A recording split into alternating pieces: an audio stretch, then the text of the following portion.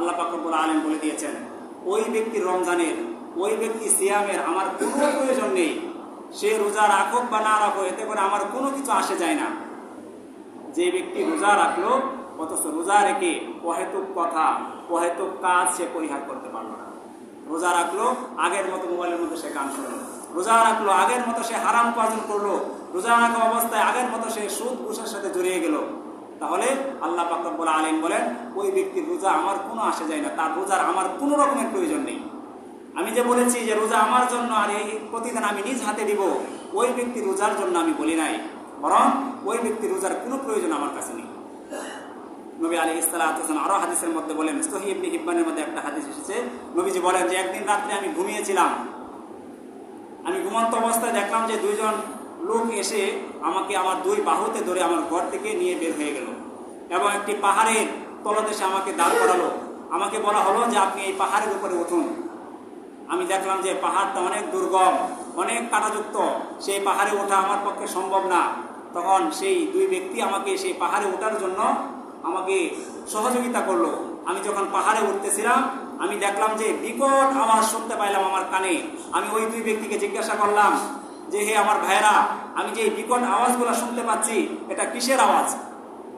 তখন নবী আলাইহিস সালাতু ওয়াস সালামের সাথে যে দুই ব্যক্তি ছিল, তারা বলল, ওগো আল্লাহর নবী, এই যে আপনি বিকট আওয়াজ শুনতে পাচ্ছেন, এত জোরে আওয়াজ শুনতে পাচ্ছেন, এটা হচ্ছে ওই ব্যক্তিদের আওয়াজ আপনার উম্মতের মধ্যে যারা রোজা রাখার পরেও, সেহরি খাওয়ার পরেও কোনো কারণ ছাড়াই, কোনো অহেতুক কারণে সে তার রোজাটাকে ভেঙে দিয়েছিল।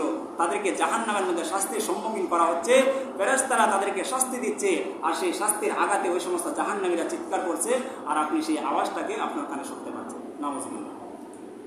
ঠিক তদ্রুপভাবে আব্দুল্লাহ ইবনে মাসউদ রাদিয়াল্লাহু তাআলা আনহু বলেন, এই হাদিসের মধ্যেই নবী আলাইহিস সালাতু ওয়াস সালাম আরো কিছু দূর অগ্রসর হলেন।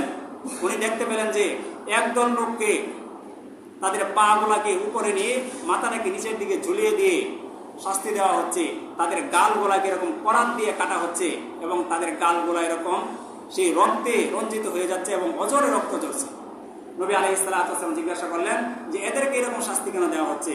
তখন ওই দুই ফেরেশতা বলল, ও আল্লাহর নবী, তারা হলো আপনার উম্মতের ওই সমস্ত লোক যারা রমজান মাস পাওয়ার পরে সেহরি গিয়েছে, সাহরি খাওয়ার পরেও দেখা গিয়েছে যে কোনো অসুস্থতা নেই, কোনো মুসাফির অবস্থায় ছিল না, এরকম কোনো শরীয়তের ওজর ছিল না যে ওজরের কারণে সে রোজা ভাঙতে পারে, বরং সে অহেতুক কারণে, অযথায়, অবহেলায় সে সাহরি খাওয়ার পরেও রোজাটাকে ভেঙে দিয়েছে, যার কারণে আপনার উম্মতের ওই সমস্ত লোকদেরকে জাহান্নামের মধ্যে এরকম শাস্তির সম্মুখীন করা হয়েছে।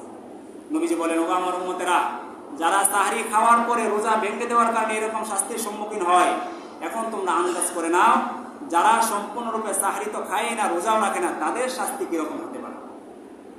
এই জন্য মোহতারাম হাজরিন, রমজান মাস ফজিলতের মাস। ঠিক এরকম ভাবে রমজানের রোজাকে যারা পরিত্যাগ করবে, আল্লাহ তাআলা তাদেরকে এরকম কঠিন শাস্তির সম্মুখীন করবে।